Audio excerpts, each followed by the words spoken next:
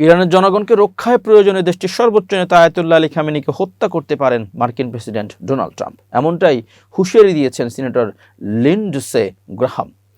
স্থানীয় সময় মঙ্গলবার 6 জানুয়ারি ফক্স নিউজকে দেওয়া এক সাক্ষাৎকারে গ্রাহাম বলেন, আয়াতুল্লাহদের বলছি, আপনাদের বুঝতে হবে, আপনারা যদি ভালো জীবনের দাবিতে রাস্তায় নামা নিজ জনগণকে হত্যা করতে থাকেন তাহলে ডোনাল্ড জে ট্রাম্প আপনাদের হত্যা করবেন।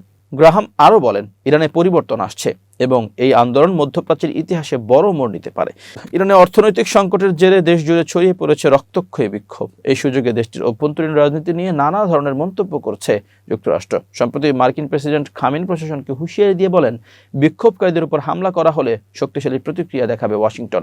এরই মধ্যে ইরানে মূল্যস্ফীতি ও মুদ্রা সংকট ঘিরে বিক্ষোভ দমনে কঠোর অবস্থানে বার্তা দিয়েছে দেশটির বিচার বিভাগ। ইরানের প্রধান বিচারপতি গোলাম হোসেন মোহসেনি এজেই বলেছেন, যারা রাস্তায় নেমে দাঙ্গায় অংশ নিচ্ছে, নেতৃত্ব দিচ্ছে বা সহায়তা করছে তাদের কোনো অজুহাত গ্রহণযোগ্য নয়। বিক্ষোভ মোকাবেলা আইনশৃঙ্খলা রক্ষাকারী বাহিনীর কঠোর অবস্থানের ইঙ্গিত দিয়ে তিনি স্পষ্ট করেন, রাষ্ট্র এসব কার্যকলাপ সহ্য করবে না। ইরান জুড়ে চলমান বিক্ষোভের মধ্যেই প্রেসিডেন্ট মাসুদ পেজেশকিয়ান নিরাপত্তা বাহিনীকে আন্দোলনকারীদের বিরুদ্ধে দমনমূলক ব্যবস্থা না নেওয়ার নির্দেশ দিয়েছেন। তিনি জানান, শান্তিপূর্ণ বিক্ষোভকারী আর সশস্ত্র দাঙ্গাবাজদের মধ্যে পার্থক্য করতে হবে।